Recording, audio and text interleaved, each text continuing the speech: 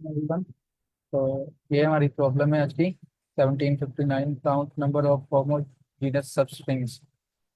Given a string S, return the number of homogeneous substrings of S. Since the answer may be too large, return it modulo 10 to the power 9 plus 7. A string is homogeneous if all the characters of the string are the same. A substring is a contiguous subsequence of characters within a string. अच्छा, अब simple wording में हमें ये बोला गया है कि हमें एक स्ट्रिंग एस दी गई है, हमें नंबर ऑफ होमोजीनियस सबस्ट्रिंग्स बताने कितने हैं इसमें। अब होमोजीनियस सबस्ट्रिंग का मतलब तो यहाँ पर भी हमें बताया गया है कि जिसके सारे कैरेक्टर सेम हो। अगर हम देखें तो यहाँ पर ए कितनी बार अपीयर हुआ है, ये वाला ए, एक, एक, दो और तीन। यहाँ पर भी बताया है कि ए अपीयर 3 टाइम्स। और सब स्ट्रिंग का मतलब कि कंटीन्यूअस हो हमारे पास, ये ना हो कि एक उसका एलिमेंट कहीं और से हो, दूसरा कहीं और से हो। तो और जैसे अब ये देखें तो ये वाला ए यहाँ से और ये दो ए यहाँ से, इसका मतलब ये नहीं है कि हम ऐसे इस तीनों को एक सबस्ट्रिंग के तौर पर ले रहे हैं, नहीं। हम ऐसे कर रहे हैं कि हम इस वाली ए को ए के तौर पर लिया, और जब ये दो आएंगे तो ये दो अलग से दो होंगे, तो हमने तो तरफ काउंट रिटर्न करनी है ना। तो वो प्लस होकर ये ए की काउंट 3 जाएगी। तो यहाँ पर इस तरह लिखा हुआ है ए की ए अपीयर्स 3 टाइम्स और डबल ए अपीयर्स 1 टाइम, क्योंकि डबल ए यहाँ पर सिर्फ एक टाइम बार अपीयर हुआ है। सिंगल भी है हमारे पास क्योंकि ये दो भी है ना हमारे पास, तो एक एक बार दोनों हो गए। तो ये दो बी अगर सिंगल टाइम देखें तो बी 2 बार अपीयर हुआ है। लेकिन अगर बी को दो के तौर पर लेकर चलें, दो बी, तो वो सिर्फ एक बार अपीयर हुआ है। इस तरह सी भी सेम ही है। अगर सी 3 है ना हमारे पास, तो अगर सिंगल के तौर पर लेकर चलें तो सी 3 बार अपीयर हुआ है। अगर डबल सी के तौर पर लेकर चलें तो पहले ये वाला सी दो डबल सी हो गए, फिर ये वाला डबल सी हो गया नीचे वाले, ये हमारे पास 2 टाइम्स अपीयर हो गए। और अगर ट्रिपल बार सी को लें तो वो तो बस फिर एक ही रह जाता है ना हमारे पास, तो वो ये एक हो गया। तो इन सबको जब सम किया आखिर में हमारे पास 13 आंसर आ गया। इस तरह के एक्स वाई, एक्स की तो एक ही होगी ना, तो वाई की भी एक ही होगी यहाँ पर, और तो कोई ऑप्शन ही नहीं है हमारे पास। और ये होमोजीनस दोनों तो नहीं है आपस में, हम एक्स वाई को आपस में चेक कर सकते हैं क्योंकि एक्स और है और वाई और करेक्टर है, तो ये होमोजीनस नहीं हो गए। तो इस तरह बस दो हमारे पास आउटपुट में आंसर आ गए। मुझे ये बताइएगा, आपको प्रॉब्लम स्टेटमेंट की समझ आ गई है? सर मुझे एक चीज़ बता दें। अगर फॉर एग्जांपल हमारे पास पहले जो इनपुट एग्जांपल वन में हमारे पास फॉर एग्जांपल कोई अदर देन इनके अलावा कोई करेक्टर होता, फॉर एग्जांपल एफ होता, तो हमारे पास वो जी भी। सर, एफ जी जी। इस तरह खेलेंगे जी जी, अगर एफ तो लिख वो दें, एक के ठीक है। तौर पर काउंट हो गया। चलिए अगर अगर एक एफ है तो वो एक हो गया, तो ये 14 हो जाना था। अच्छा, हमने बेसिकली जितने मतलब जो करेक्टर्स आ रहे हैं सिर्फ उनको काउंट करना है, मतलब इससे लग तो यही रहा है कि जो करेक्टर्स आ रहे हैं उनको काउंट करना है।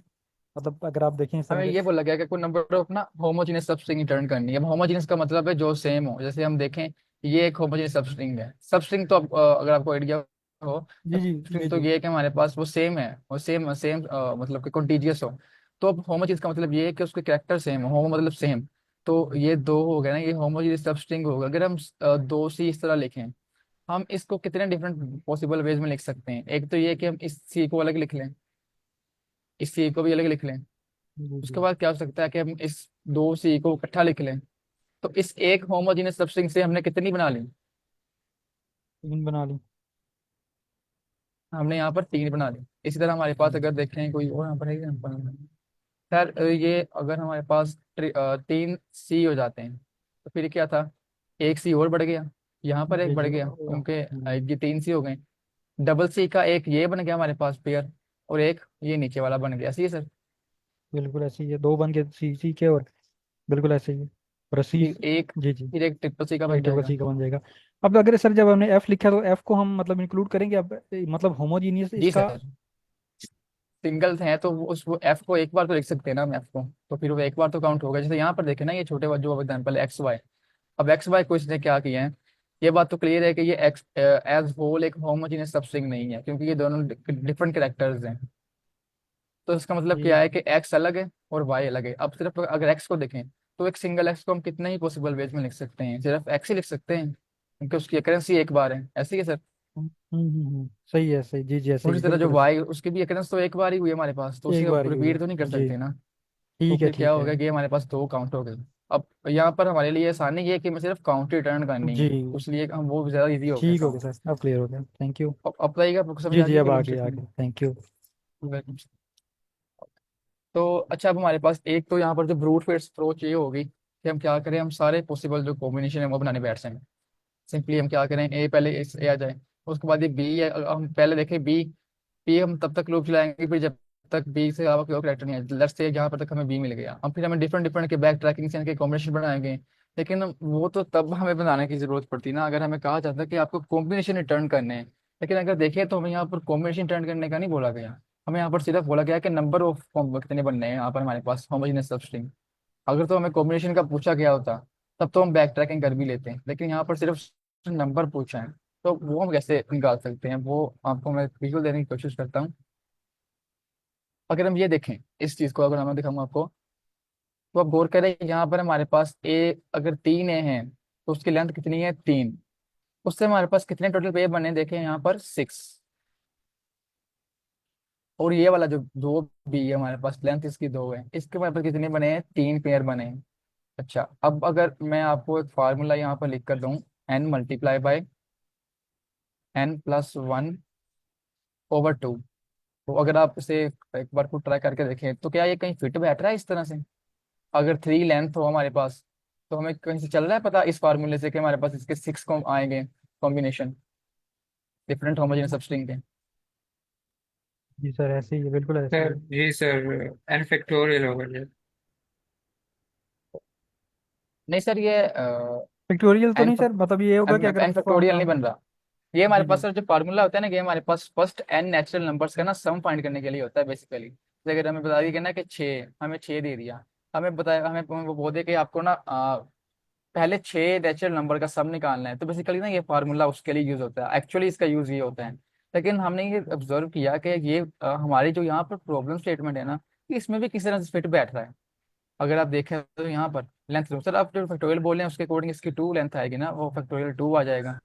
तो फिर वो एक 3 ही बनेगा। अगर आप देखें ये इस पर देखें लेंथ 2, तो 2 पर ये परफेक्टली फिट बैठ रहा है, यहाँ पर इसका 3 आंसर आपको मिल पा रहा है। तो ×3 और /2, तो 6 आ गया हमारे पास। 6/2 हमारे पास यहाँ पर 3 आ गया। फिर यहाँ पर देखें 3 हमें जो मिल रहा है तो वो वही वाला 3 है जो एग्जैक्टली हमें पास कॉम्बिनेशन का आ रहा है यहाँ पर इस तरह इसके आंसर में। तो हमें ये चीज़ ऑब्जर्व की कि ये फार्मूला है ना कि हमारे पास परफेक्टली फिट बैठ जाता है इस हमारी प्रॉब्लम स्टेटमेंट पर। तो अब इसे हम किस तरह यूज कर पाए? हम क्या कर सकते हैं, हम सिंपली अपना लूप चला लें, चेक करें यहाँ पर एक हम कहीं पर ट्रैक रख लें कि इसकी ना हमारे पास वो काउंट, या जिससे हम अगर स्ट्रीक बोल रहे हैं, स्ट्रीक का आपको कंसेप्ट पता होगा ना सर, कॉन्टिन्यूसली जिससे हम स्नैपचैट में यूज करते हैं स्ट्रीक को। तो वही चीज़ हम यहाँ पर अगर रख लें, अगर काउंट कर लें स्ट्रीक कर लें, एक ही चीज़ है। यहाँ पर अगर 1 हो गया, 2 हो गया, 3 हो गया, यहाँ पर अगर बी आ गया, इसका मतलब कि हमारी स्ट्रीक यहाँ तक थी एक ही। हमने सिंपली क्या करना है, हमको कोई एक काउंट का वेरिएबल रख लेंगे कि हमारी जो हमारे आंसर के लिए, उसमें हमने बस सिंपली बस ना ये आंसर निकाल के इसका उसमें प्लस कर देंगे। उसके बाद समझ लें हमारे पास ये 2 बी आ गए हैं। तो अब जो स्ट्रीक है वो अगेन से रीसेट 1 कर देंगे हम, जब हमें कोई नया कैरेक्टर मिलेगा। स्ट्रीक 1 कर दी तो यहाँ पर 1 हो गई, फिर यहाँ पर 2 हो गई। जब 2 हो गई तो हमने फिर से वही फार्मूला यूज कर लिया जो मैंने आपको नीचे यहाँ पर लिख कर दिया है। ये फार्मूला फिर से यूज कर दिया और उसे काउंट में प्लस कर दिया। पहले 6 था हमारे पास काउंट, अब 6 + 3 हो जाएगा हमारे पास। ऐसे ही सर 9 हो जाएगा हमारे पास। तो इस तरह ये कंटिन्यूसली चलता रहेगा हमारे पास, ये जो हमारा लूप है, जब तक हमारी ना स्ट्रिंग एंडिंग हो जाती। अब इसमें मसला हमारे पास क्या आएगा, अगर मैं आपको बताऊं, अगर हमारे पास लेट्स हैं, ये देखें अगर ये हमारे पास अभी सिर्फ 3 है, 3 है ना, तो हमें कितने यहाँ पर इसकी आउटपुट मिल रही है 6। तो अगर हमारे पास कोई ऐसा करेक्टर आ गया, जैसे अगर मैं आपको यहाँ पर दिखा रहा हूँ, तो ये देखें ये हमारे पास ना जी कैरेक्टर हैं जो 1 2 3 4 और 5 है सिर्फ, ऐसे ही सर। और 5 का देखें हमें आंसर कितना मिल रहा है 15। तो ऐसा माइट भी पॉसिबल कि आपका कोई इस तरह से सेम इतना आ जाए, यानी कि शायद कुछ इतनी बड़ी स्ट्रिंग आ जाए, उसका आंसर जो है वो हमारे उससे जो 32 जो रेंज होती है उससे ही बड़ा हो जाए, फिर यानी बहुत बड़ा हमारे पास आंसर मिल जाए, तो जो हमारी रैम में फिट ना बैठ बैठे एक प्रॉपर वैल्यू के तौर पर। इसलिए इसने यहाँ पर बोला भी है, since the answer may be too large, return it modulo 10⁻⁷। तो हमारा जो भी आंसर होगा ना, तो हम सिंपली उसे रिमाइंडर कर देंगे, जो भी हमारा आंसर आ जाएगा यहाँ पर, सर सिंपली इस पर मॉड्यूल करके ना सर लेकर इसका मोड लेकर वो रिटर्न कर देंगे आंसर। मुझे बताइएगा आपको इस चीज़ की समझ आएगी, और जो मैंने आपको एक विजुअल देने की कोशिश की है कि हम कैसे सोल्व करने वाले हैं आंसर को, इसे प्रॉब्लम को, सॉरी। सर जो जेड जेड वाला था हमारे पास 5 जेड थे ना, तो हमारे पास एन हमारे पास 5 था। हाँ जी, तो वो फाइव 5 थे ना हमारे पास, जी जी, तो हमारे पास 5 + 1 6, 6 × 5 30 / 2 15। ठीक है एग्जैक्टली।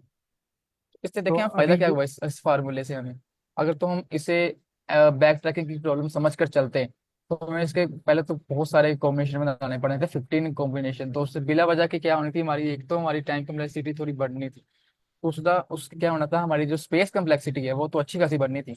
और हम उस स्पेस कम्प्लेक्सिटी यूज भी क्यों कर रहे हैं, सिर्फ उसकी लेंथ फाइंड करने के लिए? Wouldn't that be wrong? अगर हम सिर्फ एक स्पेस इस वजह से यूज कर रहे हैं कि हम उसकी लेंथ रिटर्न करें, तो उससे कोई हमारे पास बेहतर ऑप्शन है तो हम क्यों बैक ट्रैकिंग की तरफ जाएं? या तो अगर हमें वो कॉम्बिनेशन रिटर्न करने होते हैं, तब तो एक सेंसिबल चीज होती है कि हम एक्स्ट्रा स्पेस यूज कर भी लेते हैं। लेकिन जब हमारे पास यहाँ पर एक्स्ट्रा स्पेस यूज किए बगैर, क्योंकि हमें कॉम्बिनेशन रिटर्न करनी ही नहीं, हमें यहाँ पर सिंपली काउंट रिटर्न करनी है, तो हमने देखा कि ये फार्मूला परफेक्टली फिट बैठ रहा है हमारे पास, तो हम इसलिए ये यूज कर लेंगे। और बिकॉज मे बी कि हमारा कभी आंसर टू लार्ज हो जाए रैम के लिए, तो हम आखिर पर इसका जो आंसर होगा उसे इस तरह टर्न कर देंगे मॉड्यूल इस तरह लेकर। अब आपको समझ आ गई प्रॉब्लम स्टेटमेंट की और अप्रोच की?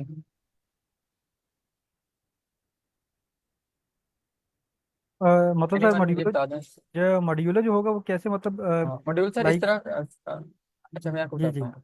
जी जी देखें बता दें। लेट्स से हमारे पास आंसर आ जाता है, बहुत बड़ा आंसर आ जाता है, लेट्स से ठीक कोई है। अब 10 की 9 और 7 की अगर हम देखें, 10 की 9 10 और 7, अच्छा हम अगर इसे यहाँ प्रिंट करते हैं,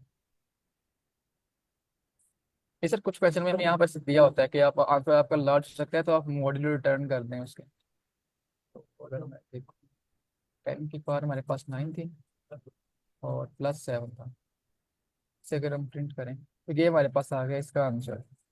ये इतनी बड़ी वैल्यू हमारे पास आ गई है ये वाली। अगर मैं इसे कॉपी कर दूं यहाँ पर और मैं इसे यहाँ पर लिखूँ, तो ये हमारे पास है ना। लेट्स से हमारे पास जो आ जाता है ना मॉड्यूल, हमारा मॉड्यूल आ जाता है, लेट्स से वो इसके 1 2 3 4 5 6 7 8 9 और 10, लेट्स से हमारे पास वो ऐसे आ जाता है।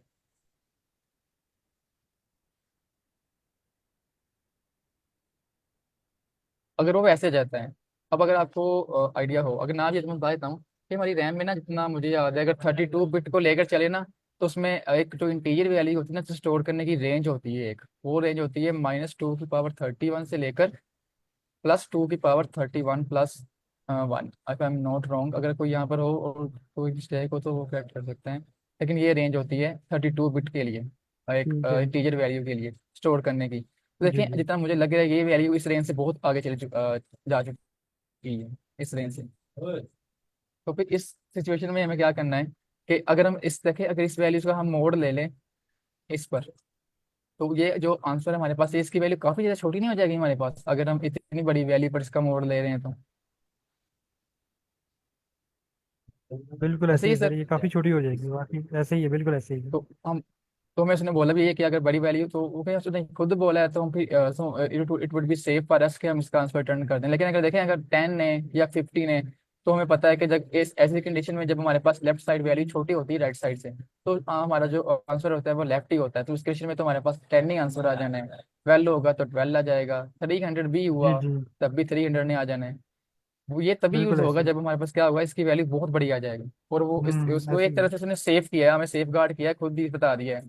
मे भी अगर हम उसने ना बताया होता तो हम हमें खुद कोई कोई ना कोई एक थ्रेशोल्ड डिसाइड करनी पड़ती जिस पर हम मोड़ ले रहे होते हैं, क्योंकि वो कोई एक ऐसा आंसर आ जाता है। आपको पता है ये टेस्ट केसेस में समटाइम बहुत बड़ी वैल्यूज आई होती हैं, इस पर हमें टाइम लिमिट का आ जाता है एरर, या उसका आ जाता है स्पेस क्यूमुलेसिटी का, जब हम ब्रूट जी। फोर्स से उसे सॉल्व कर रहे होते हैं। हाँ जी, बिल्कुल इसमें आ तो जाता फिर है। से हमें चल जाता है पता कि हमारे कोड में कोई इशू आ रहा है, तो फिर उससे हम उस कंडीशन में हमें चल जाना था पता। तो फिर हमें कोई ना कोई एक थ्रेशोल्ड डिसाइड करनी पड़ी थी, इस पर हमें मोड़ लेते हैं। उसने पहले ही हमें बता दिया कि आंसर लार्ज होगा। ये आई थिंक कुछ कोडिंग कंपटीशन में भी इस तरह से आ रहा होता है कि आपको आंसर ऐसे मॉड्यूल में रिटर्न करना होता है। तो ये एक तरह से कंडीशन में होता है जब हम ये डिसाइड होता है कि आपको आंसर बड़ा हो सकता है काफी, तो इसलिए वो कोई आपको ना एक थ्रेशोल्ड मिल जाती है जिसमें हमें मॉड्यूल रिटर्न करना होता है उसका। आप सर क्लियर है इस चीज का? ठीक हो गया सर। अब हम इसका कोड देख लेते हैं। ओके, अगर हम इसका कोड देखें,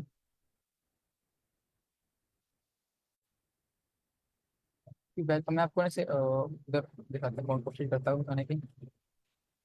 पाइथन ट्यूटर पर।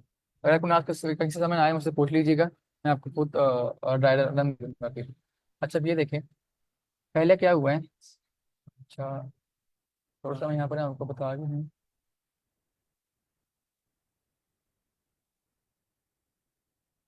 तो हम क्या करते हैं, जैसे मैंने आपको बताया था, हमने वन से स्टार्ट किया पहले इंडेक्स से।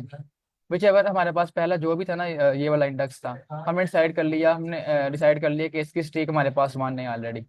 और काउंट हमने जीरो इनिशियलाइज कर दिया, हमने मोड वैल्यू भी एक इनिशियलाइज कर ली जो हमें क्वेश्चन में गिवन थी। हमने लेंथ वन से स्टार्ट करने के इंडेक्स वन से स्टार्ट की यहाँ से। तो इसने देखा अगर तो इसकी वैल्यू इससे पीछे वाले इंडेक्स की वैल्यू के इक्वल है ना, तो जैसे मैंने आपको बताया था, हम सिंपली क्या किया, स्ट्रीक को +1 कर दिया। अभी क्या है, बी की वैल्यू उसके इक्वल नहीं है, तो क्या सिंपली हुआ, काउंट में हमने क्या किया, वही फार्मूला यहाँ पर एन की वजह सिंपली ना, बस यहाँ पर स्ट्रीक लिखो हो गया, ठीक है। यहाँ पर वही चीज़ है, ये एन मल्टीप्लाई बाय n+1 और फ्लोट डिवीजन 2। काउंट में हमने प्लस करके, मैंने आपको बताया था कि हम काउंट में प्लस करते जाएंगे बस। जब भी हमें कोई एक नया कैरेक्टर मिल जाएगा, हमें स्टार्ट में एक नया कैरेक्टर मिल गया तो हमने क्या किया, काउंट में जितनी हमारे पास स्ट्रीक बनी थी ना अब तक पिछले कैरेक्टर की, उसे काउंट में प्लस किया और स्ट्रीक को क्या कर दिया, रीसेट कर दिया हमने 1 पर। उसके बाद ये यहाँ पर आएगा, फिर क्या होगा, स्ट्रीक हमारे पास 2 हो जाएगी। उसके बाद क्या होगा यहाँ पर, अब स्ट्रीक क्या होना चाहिए, रीसेट होना चाहिए, क्योंकि हमारे पास सी आ गया है। उससे पहले क्या करेंगे कि 2 मिला था ना हमें यहाँ पर, ये स्ट्रीक 2 मिली थी, इसका आंसर हम यहाँ पर काउंट में प्लस कर देंगे। उसके बाद हम स्ट्रीक को वापस से रीसेट कर देंगे, अगले कैरेक्टर के लिए 1 कर देंगे। ये समझ आ गई आपको इस चीज़ की। जी सर, ये समझ आ गई है बिल्कुल। और आखिर हर में बार क्या जब होगा, जैसे अगर हम देखें यहाँ पर। हाँ। मतलब हाँ हर जी बार सर। जब भी नया करेक्टर आएगा हमारी स्ट्रीक दोबारा से स्टार्ट हो जाएगी, मतलब स्ट्रीक हाँ जी, स्ट्रीक वैसे स्टार्ट होगी, होगी, क्योंकि हमने ठीक है। एक नया स्ट्रीक का हमारा मतलब ये से मैंने वेरिएबल के नेम में कुछ ऐसे यूज किया जैसे जी हमारे जी, स्नैपचैट में होता है, बिल्कुल स्ट्रीक ठीक है, को बिल्कुल ठीक है सर। कंटिन्यूस होता है। तो फिर जब हमें एक कैरेक्टर मिलेगा तो मतलब ये है कि हमारी स्ट्रीक रीसेट होनी चाहिए। तो उससे पहले हमने क्या किया, जितनी भी स्ट्रीक थी ना, उसके हमने निकाली है कि हमारे पास कितने कॉम्बिनेशन बनने थे, वो हमने प्लस कर दिए काउंट में, क्योंकि हमें बेसिकली तो काउंट का ट्रैक रखना है ना। तो आखिर में अब क्या होगा, जैसे अभी देखें यहाँ पर जब आया, यहाँ पर इसकी स्ट्रीक दोबारा से कितनी हो गई, 2। अगर आप देखें ये A2 है ना, उसकी स्ट्रीक यहाँ पर 2 हो जाएगी। लेकिन इसके बाद ये यहाँ पर जाएगा, तो ये वाले तो हमारे पास बीच में कहीं पर काउंट प्लस ही नहीं हुए, क्योंकि ये तो इसका लूप ही एंड हो गया। उसे हमने कैसे हैंडल किया कि लास्ट वाली स्ट्रीक को हमने यहाँ पर अगेन से ऐड कर दिया काउंट। लास्ट में मैंने कमेंट भी लिखा है, ऐड लास्ट स्ट्रीक के लिए, क्योंकि यहाँ पर ये लूप से आउट होगा ना, तो लास्ट स्ट्रीक जितनी भी थी वो तो हमारे पास छूट जाएगी, उससे वो तो ऐड नहीं होगी काउंट में, तो इसलिए उसे अगेन से हमने मैनुअली ऐड कर दिया आकर पर आकर। उसके बाद हमने क्या किया, जितने भी काउंट था उसका मोड लिया, मोड पर जो हमने यहाँ पर मोड का वेरिएबल लिया था ना, इनिशियलाइज किया था, उसे रिटर्न कर दिया। मुझे बताइएगा, आपको समझ आइए इस चीज़ की। हम इसका एक बार वो डायग्राम कंप्लीट भी देख लेते हैं पाइथन ट्यूटर पर, ये मैंने आपको थोड़ा सा कोशिश की थी, मैं खुद भी थोड़ा सा बता दूँ चीज़ें कैसी हो रही हैं। तो सर ये लास्ट वाला जो है, मतलब ये जो आप कह रहे हैं, जब हमारे पास वो 1 से चलेगा तो लेंथ ऑफ हमारे हाँ पास जी। जब वो आएगा तो वो हमारे पास लास्ट वाले जो ए हैं हमारे पास, ये मिस हो जाएंगे मतलब उससे।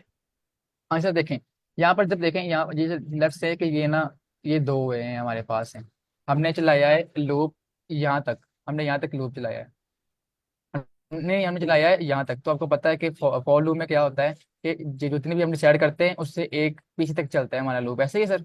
जी सर, ऐसे ही है।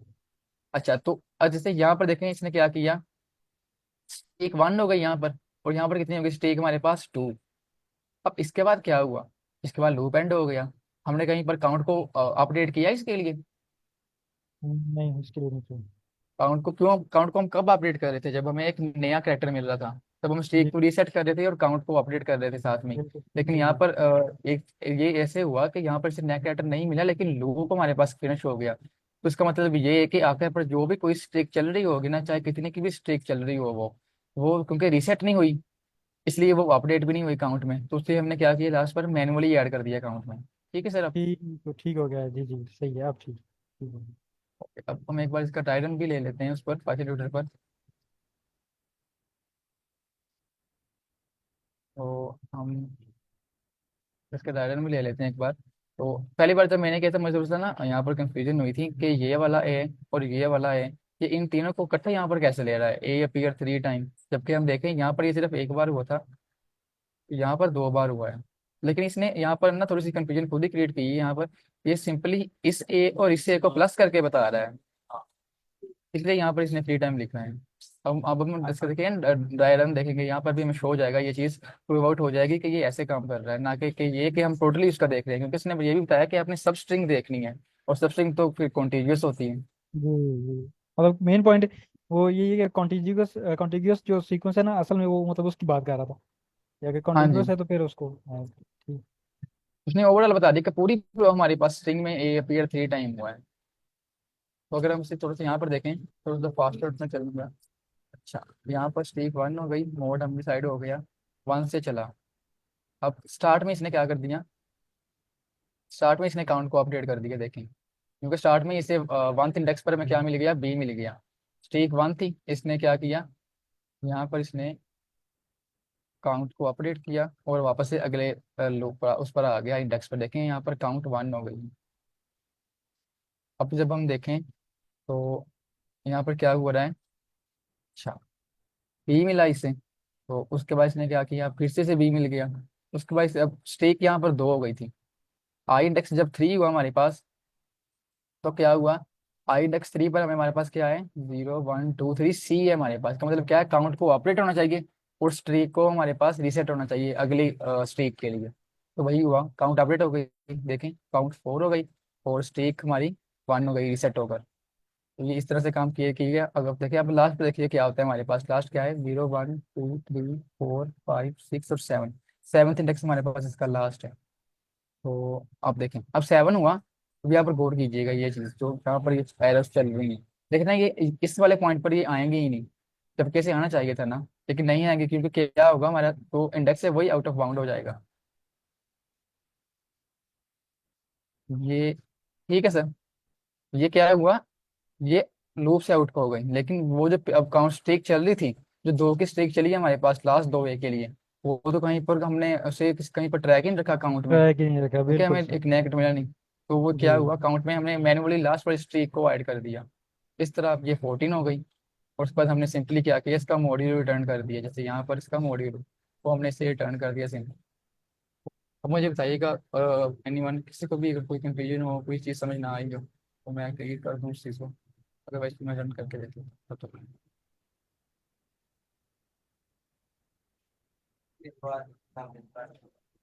तो ये हमारा accept हो गया, सबमिट करके देख लेते हैं। ये हमारा एक्सेप्ट हो गया। ठीक हो गया और सर। इसकी हमारे पास टाइम कॉम्प्लेक्सिटी होगी, वो भी लीनियर ही होगी, क्योंकि हम A1 पास में चल रहे हैं, तो O n ही होगी हमारे पास टाइम कॉम्प्लेक्सिटी इसकी। एनीवन अगर किसी का कोई भी क्वेश्चन हो किसी भी तरह का, तो feel free to ask me, मैं आपको आंसर कर देता हूँ। चलिए, आई होप सो सबको समझ आ गई। Over to you sir.